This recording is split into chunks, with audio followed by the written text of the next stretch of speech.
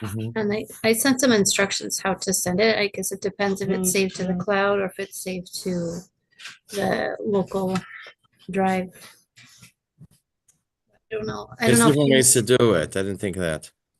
yeah, I just don't know if she was able to figure it out or yet or not. I know they're always recorded, whether there was, I think there was maybe not space to save them or something.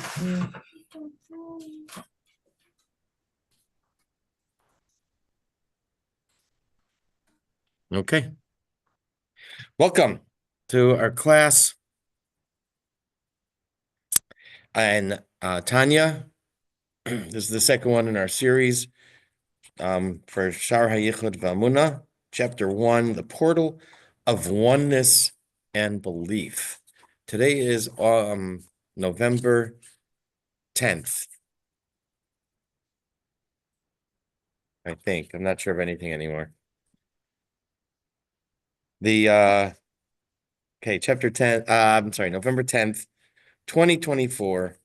We are in the first chapter. Last week we learned half. As I said, that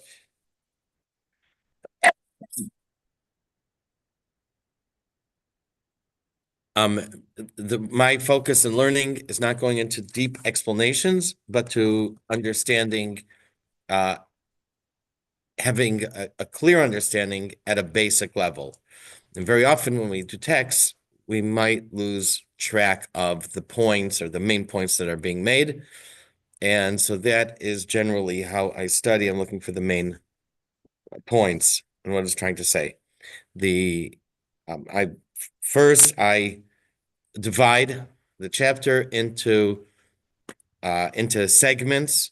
These are arbitrary. They're my own ideas, my own understanding. It's even possible that one year I could divide it one way, and another year I'll divide it another way.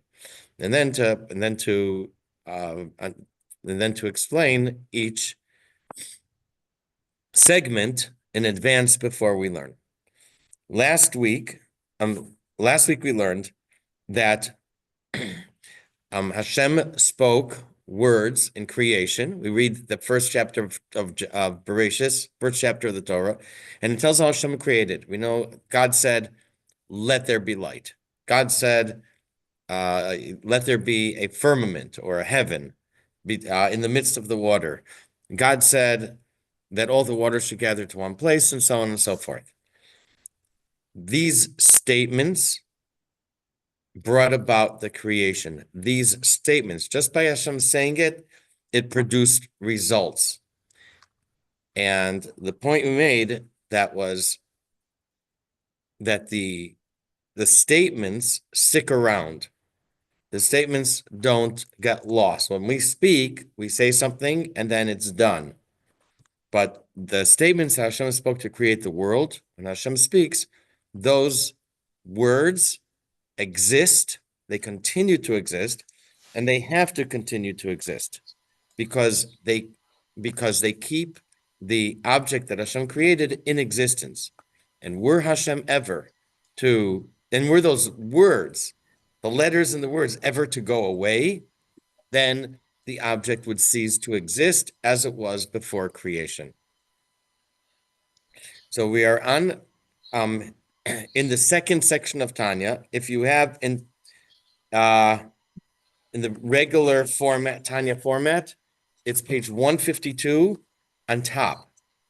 Some of you have a Tanya with English, and there's one set of numbers at the top of the page and one set of numbers at the bottom of the page. So it's the numbers at the top of the page, 152. Oh. You're there. Oh. But you're on 10. That was page 9. So you need to get to 152 on top. Oh. Chaim, 152? Yes. If you have this book, Lessons in Tanya, On the bottom? then it's volume 3. I took out volume 2. If you have Lessons in Tanya, it's volume 3. On the bottom? On top. On top? 152. Yes, 152. And we're towards the bottom of the page.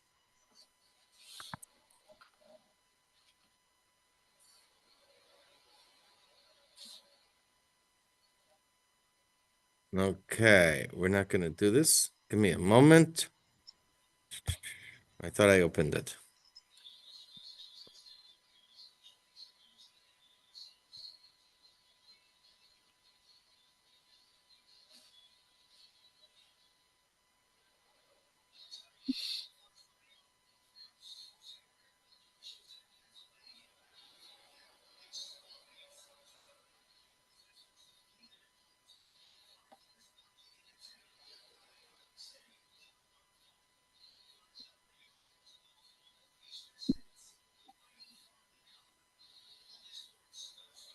Okay.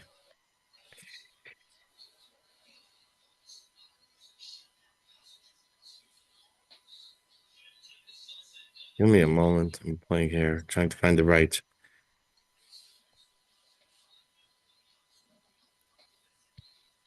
Sorry. Not thinking. Okay. So now we're up to our fourth. I'm going to be reading from the notes now. The fourth, number fourth item. So officially in Torah, we count 10 statements by which Hashem created the world. They actually correspond to the 10 commandments for the Torah. And if you look at the beginning of the account of Bereshis, of creation, there are 10 statements by which Hashem created the world. And so those words, Hashem said, let there be the great luminaries. Those words keep the sun and the moon in existence. But if you look at the account of creation, we see that only a few objects are mentioned. There's water, vegetation, the sun, moon, etc. There are many objects on earth, numerous objects on earth, that are not mentioned in the statements of the Torah's account of creation. Okay? Where does it say teddy bear in the account of creation? So what are the words that keep those things going? How do those things exist if the words, the letters, and the words from creation are needed to keep the thing in existence? So that's what it's going to explain. From the 10 statements by which the world was created, letters can be switched for others. There are many ways this can be done. For example, letters that originate, we have of the 22, there are 22 letters of the Aleph phase, and they are produced by 5 different places in the mouth. From the lips, the teeth, the palate, the tongue, and the throat. And each one is a group of letters. So, for example, one of the parts of the mouth that produces sounds of letters, is from the lips. There are 4 letters, 4 sounds, 4 letters that are produced from the lips, and that is Beis, Vav, Mem, and Pei. They make those sounds that are done with the lips. And those can be substituted for each other. You actually find this, you may find this sometimes in Hebrew words, where the word could have 2 pronunciations. Offhand, I can't think of any using where these letters get interchanged. There is a word.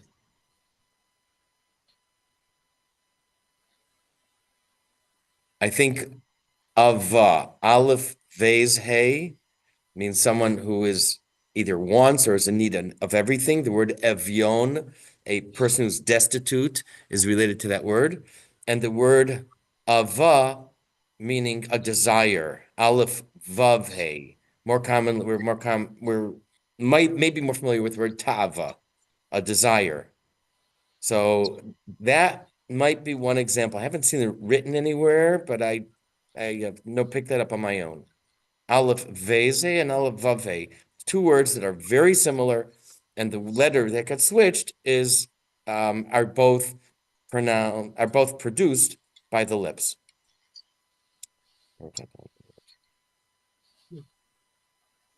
So that's one way. And you substitute letters for each other.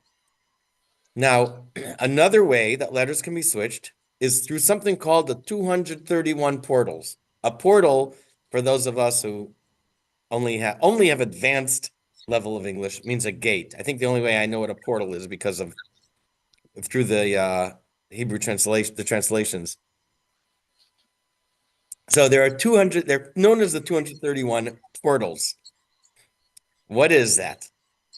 And this is, for any of you, hopefully some of you are okay at math. For the 231, this refers to the number of two-letter groups that can be made from the Aleph Bays. If that makes no sense to you, that's fine. That's why Chaim made a chart. Okay, so let's look at column 1. Column 1 is Aleph. The question is, how many letters can Aleph be paired with?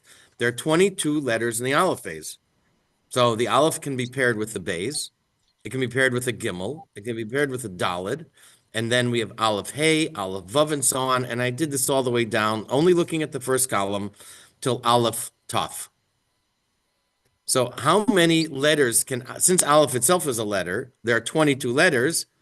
Obviously, Aleph cannot be paired with itself. So, it can be paired with 21 letters, each other letter of the Aleph Bays. At the bottom, I wrote 21. If you look on the other side, it should be there. Okay? Any questions so far for Aleph? Okay. How many letters can the letter Bays be paired with? Well, the letter Bays already was paired with Aleph. And then it doesn't get paired with itself. So being that there are 22 letters, Aleph's out of the picture, Bays out of the picture, there are 20 letters it can be paired with. Bays Gimel, Bays Daled, Bays Hey, Bays Vav, and so on. Going down, looking only at the second column from the right, till Bays Tuf, there are 20 letter pairs that can be made, or pairs of letters that can be made that can be matched with the Bays, or that are left, because we already took care of the Aleph. Let's look at the third column from the right, the letter Gimel. Well, the Gimel was already paired with Aleph. It was already paired with Bays. And it doesn't get paired with itself. So the first letter that can be paired with is Daled. We have Gimel Daled, Gimel Hey, Gimel Vav, Gimel Zayin, and so on. And there are 19 pairs of letters that can be done with the Gimel, and so on for all the letters of the Aleph Bays. Daled, Hey, Vav, and keep going. We come to the second to last letter. I should have done Shin and Tuf. Shin has already been paired with every letter from Aleph till Resh. It's Shin. It doesn't get paired with itself. So there's only one letter that can be paired with, and that is the letter Tuf. And then the Tuf has none. So you can add these all up. We can add them all up, 21 plus 20 plus 19 plus 18 plus 17 plus 16, all the way down to 1. And we end up with 231. Are there any math people here? There's a So short. these are not considering the order of appearance of these combinations inside of a word, right? What? These are not taking into consideration the order that these letters appear in a word, just their existence in the word in some order. Nothing to do with words. We're only talking about how many letters, how many pairs of letters can be made. How many different pairs of letters can be made with the Aleph Bays. The shortcut is, there's a story that some great mathematician, when he was in first grade, his teacher wanted to keep him busy, so he said add up all the numbers from 1 to 100, and the 6-year-old came up with the answer in like 30 seconds or a minute. And it's this formula. What we do is, the first column here is 21, and I left off everything after the letter Vav, but Tuf, the letter Tuf, I just said had 0. So you do 21 plus 0 is 21. Then you take the second one plus the second to last one is 20 plus 1 is 21. You take the third one, 19. The third to last is 2, gives you 21. And you have 11 groups like this. 11 times 21 is 231. That's the shortcut. For anyone who was able to follow, if you couldn't follow that, don't worry. But why are we making pairs? What's the significance of pairing? So we're getting there, Hannah. Okay. Okay. So there are 22 letters in the Aleph phase. Aleph can be matched with 21 letters. Since Beis was already matched with Aleph, it can be matched with 20 letters. Since Gimel was already matched with Aleph and Beis, it can be matched with 19 letters, and so on. You can add up each column, 21 plus 20 plus 19, 7, and so on. We get to 231. Now, you can then reverse the order of letters in each pair for another 231. In other words, instead of Aleph Beis, we do Beis Aleph. Instead of Aleph Gimel, we do Gimel Aleph. And these are known as the 231 portals, front and back, or frontward and backward. Reish Lamed Aleph Sha'arim Panim Ve'achar. And what this tells us is that letters can be switched for others. Using this, call it a formula, you can switch one letter for another. You can switch a Beis for a Shin, a Dalet for a Tzadik. It's Kabbalistic. And here's the essential point. From the words in the 10 statements in the account of creation, beginning with those words, letters can be switched and new words are formed. So far, we've had two ways. One way is letters that are produced. You can switch letters that are produced from the same part of the mouth that they're produced by. Another way is that letters can be switched through these 231 portals backwards and forwards. So you can switch an aleph for a shin. You can switch a shin for an aleph. You can switch a vav for a tzaddik for a vav. There's substitutions. And if new words get formed, the letters of the Hebrew name of every item are the letters through which Hashem's power to create are channeled. And since, unlike all other languages, the Hebrew name of every object are the actual letters through which it receives its existence. It receives its existence. Okay, I should point out here that the Torah tells us how intelligent Adam was, that Hashem brought all the animals to him and he gave the animals names. The Torah says those became the names of the animals. And we say, like, wow. So, how much intelligence do you know? Do you need to say, well, we'll call this a turtle and we'll call that an aardvark. But the Hebrew words that Adam assigned to the animals were the letters by which those animals derive their divine energy. So he knew that the letters Samach Vav Samach, Sus, are the letters through which the divine energy for a horse is formed. And no, I don't know how to say aardvark in Hebrew. Oh, so you mean the names are the combinations that Hashem actually used. The Hebrew letters carry in them divine energy. And for each type of animal, he could see which letters bring the divine energy for that animal. Okay? Rabbi, can words with 3 letters, so these are 2-letter combinations, but can this also be done with words with 3 letters? It gets very complex, but It's just the letter. The letter gets switched for another letter. okay, You so it have a doesn't word matter. with 3 letters, one letter can get switched, Okay, or 2 letters can get switched. okay. So this tool does not go beyond the 2-letter portals. Well, you could switch 3 letters through these portals. You could Mhm. switch this letter. You could switch the first letter for something. You could switch the second letter for something, and you can switch the third letter for something. Okay. Hmm. Thank So you. that's what's written in the next passage, and I'm going to read inside. We're near the bottom of page 152 in the classic format. V'av shelo yuskar shem Evan, basar mamaser b'Torah. So he asks the question. Now, we know that, for example, there are stones, and the word stone is not found in anywhere of the 10 statements of creation. So how does it get its energy? Obviously from the letters Aleph, Beis, and Nun, but we don't see that word in the account of creation. Afa became nimshach chayus le'evan. So a stone receives or derives its divine energy al yedei sirufim through combinations.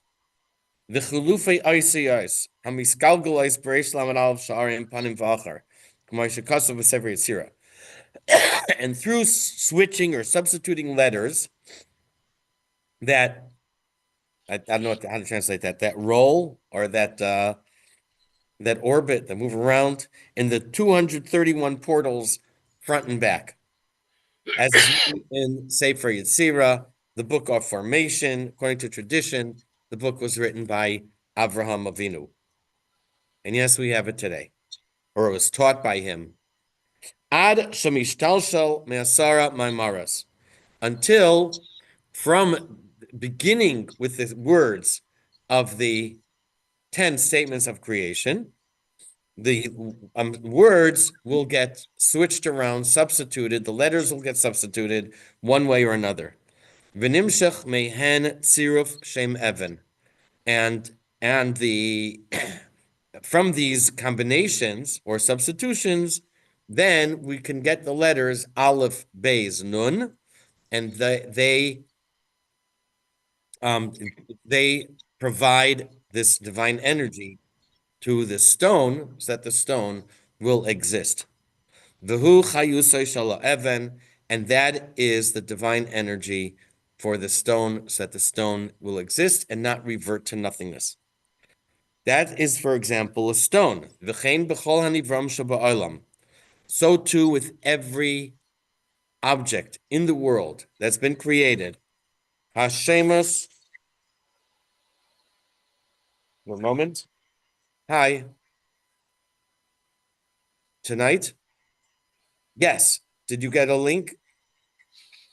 I'm going to send it to you now on text, okay?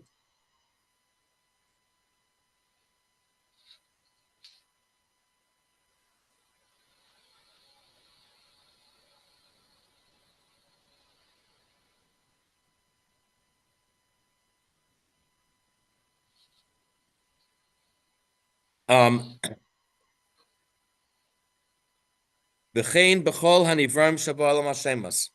Nikrem b'amel lashon HaKadosh. Every object in creation, the names by which they are called in Hebrew, hein oisias hadibor. They are the letters hamishtalshlos mimadrega lamadrega me'asar mamash b'Torah that are derived or that get switched one degree, one level to the next from the 10 statements in the Torah, aidei chilufim, by substitutions, utmurai sa'isius, and exchanges of letters, bereish lamed aleph sha'arim, in the 231 gates, 231 portals. Ad shemagias mislabshas ba'os nivra lach until they reach the object that gets created to give it its energy so that it could exist. It reminds me of that game where you have 5 or 6 rows and you start with the word on top, and it might say stone, and at the bottom it'll say think, and you have to change one letter at a time to go from stone to think. I just thought of that. So, so every object, or to repeat, every object in the world is created through the Hebrew letters of that are the name of that object. So Rabbi, I think this, maybe it points out that the severity of the punishment for creating the Tower of Babel, For what? creating the Tower of Babel, Yeah. because they no longer spoke Hebrew, right? Okay. So they no longer had access to this kind of understanding of the world. They were confused, as it said. Well, I think that's a interesting question. I'm gonna think that they they may or may not have seen the divinity in the letters. Okay. I don't know. Okay. In any case, Adam did, and the Torah says that he called his wife Hava because she is the mother of all living people. And so we see from there that the Torah was created with in that that the original language was Hebrew. Mhm. We do see that. Okay. Okay. Thank you. Now in the next point, the next passage, he's going to say that those that the divine energy can be strong, it can be overwhelming. And as you substitute and change, then you obscure this divine light or divine energy. I'm going to read 5 from the notes. The godly light in the letters is very strong. Whoops.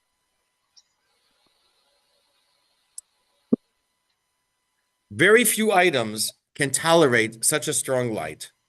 For most objects, as the letters get switched, the light gets dimmer until it is weak enough that it can be tolerated by the object without the object getting overwhelmed.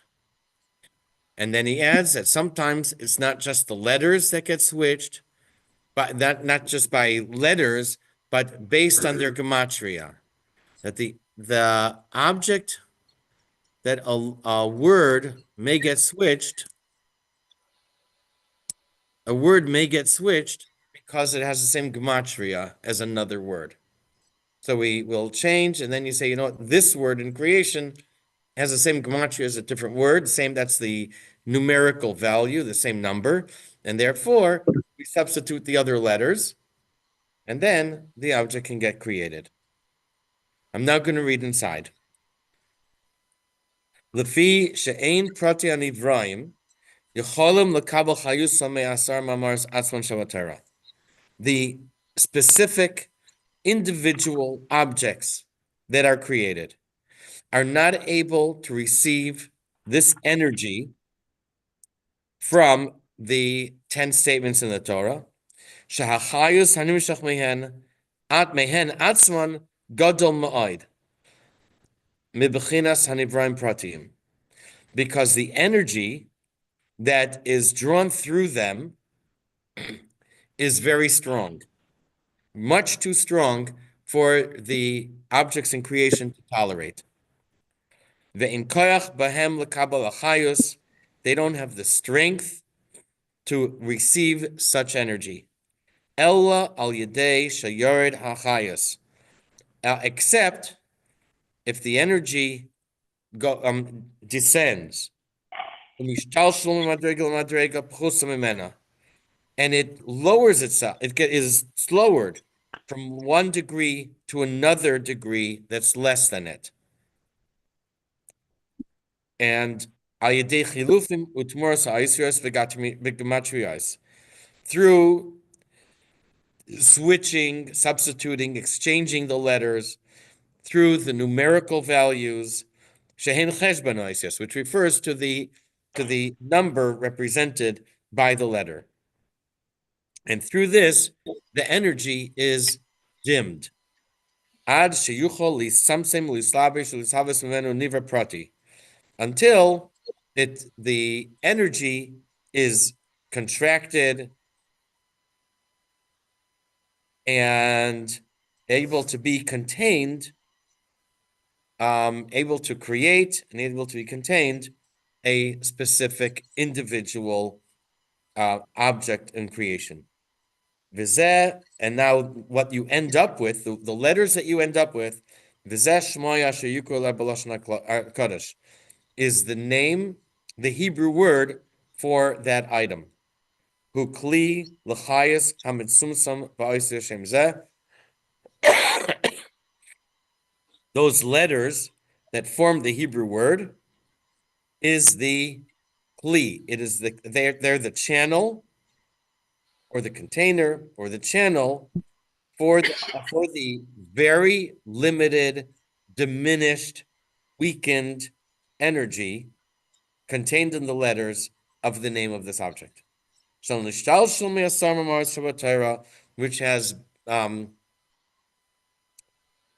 has followed a progression, or that it's gone through a protocol, gone through a process from the original statements that are written in the Torah of creation.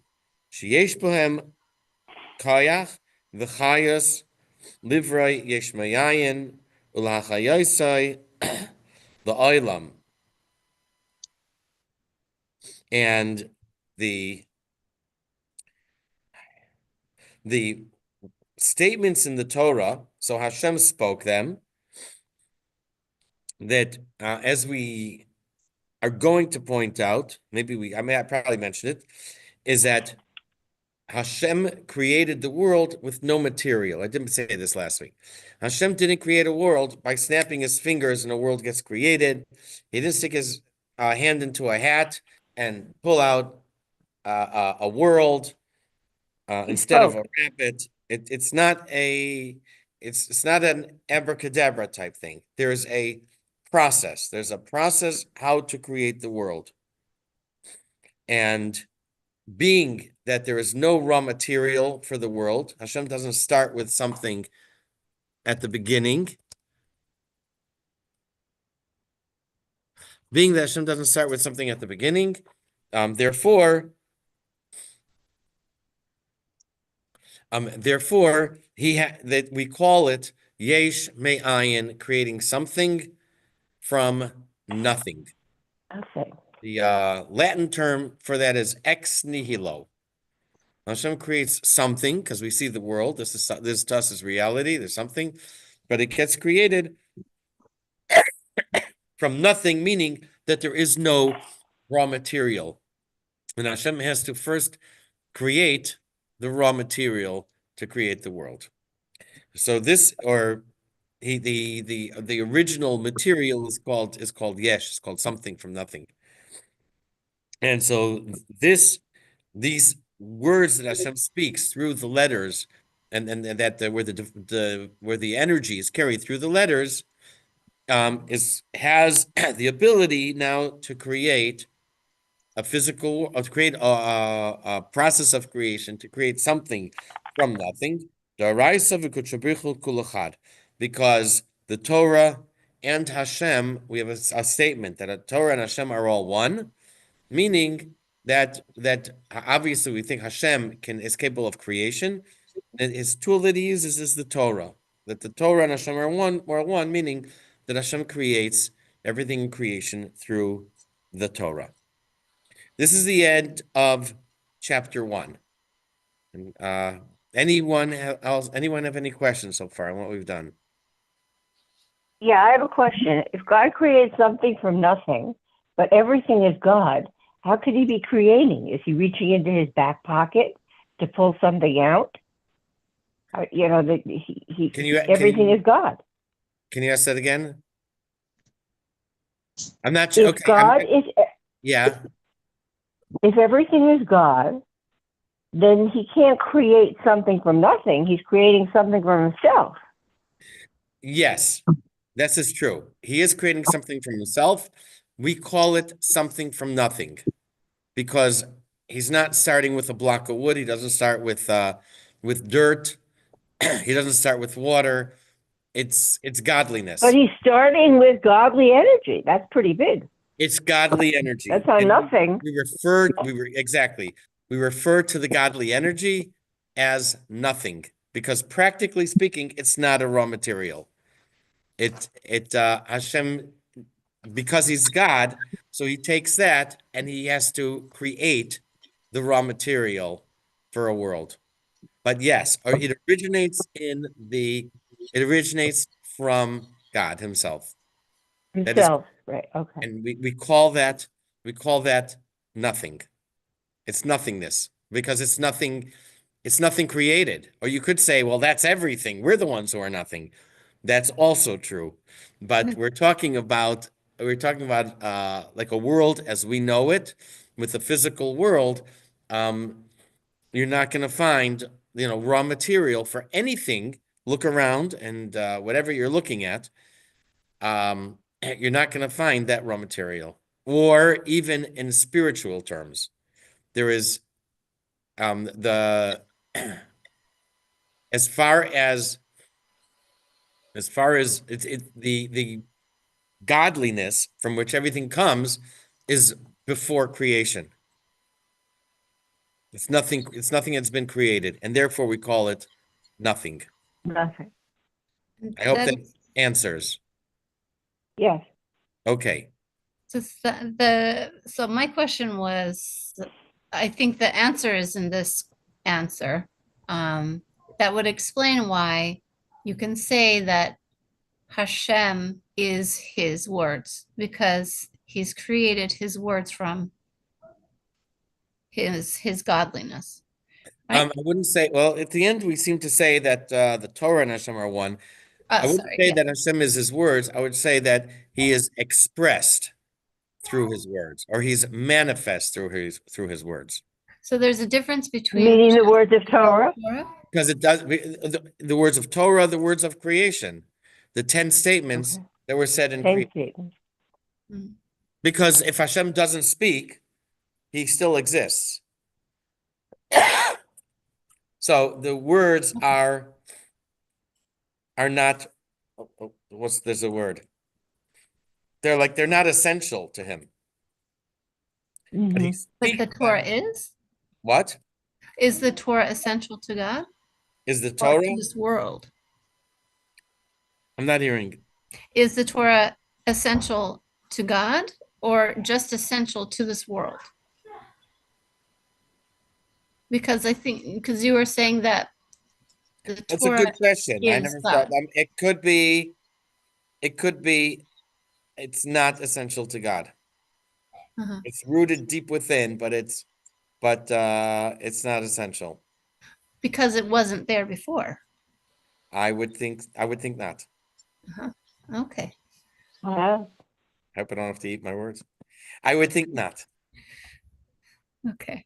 Okay, and Mike, you had a question. Yeah, I was wondering if are there any physical objects that, let's say tefillin or some kalim in the base of Mikdash, some physical object where the letters haven't been dimmed as much, and so it has more intrinsic holiness for that reason. Question is, are there objects where the energy or spark has been dimmed less? Could be. Well, according to this, the objects that are mentioned specifically in the statements have a stronger. The light is stronger in those places, in those items, according to this. In objects of holiness like Torah, and other mitzvah objects, could be that we reveal the light that's contained within them. That through using them for a mitzvah, it's possible that we reveal the light that's in there, the powerful light. But without the mitzvah, it's just an ordinary object. Did transposing the letters vis-a-vis the 281 portals does that have a stronger relationship to the 10 utterances than say a word that has the same gematria as another word? Like, is gematria higher or lower on the spectrum than transposing the letters? Okay, in case of people listening out there in radio and TV land, weren't able to hear. Question is, are there, when we substitute letters for one reason or another, is there a hierarchy? Which one is closer and which one's farther? Which one the light gets more dimmed? I don't know. I imagine that there are other ways to substitute letters that aren't mentioned here. We talked about letters that are produced, switching letters for others that are produced from the same place in the mouth. We talked about the 231 portals, Right. and we talked about gematria, Right. or words that have gematria. There are other ways to switch letters. For example, an aleph, we have atbash, and basically it's just one letter for another, but it's a different system Right. of how to do it, not the 231 portals. And as we have in one of my other classes, I find there are multiple ways to do gematria as well. So I assume that all of these ways, I would assume that all of these ways are used, or can be used. But it's not even like, it's not always, as we said, it's not always just one or two steps. Sometimes it can be multiple steps till we get to whatever it is. Right. So I don't know which one is higher on the Got it. scale. Okay. So stop here. Okay, glad I caught up. Sunday night. Thank you. Okay. Okay, thank you all Thank for you very joining. much. We did record, so I'll send Mallory. I'll Okay, send you thank a, you. Please, thank you very much. Thank you. Okay, you're Thank welcome.